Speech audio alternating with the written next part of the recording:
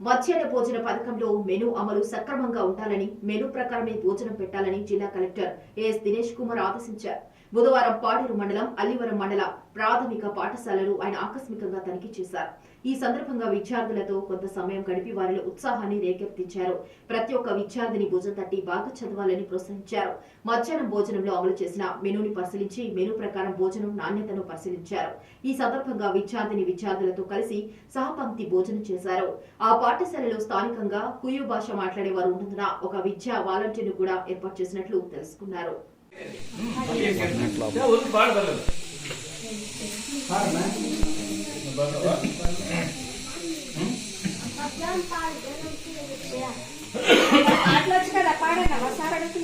ఎవరు పాడతారు?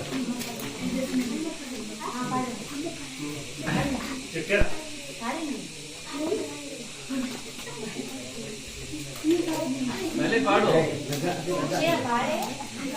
పాడితే అందరూ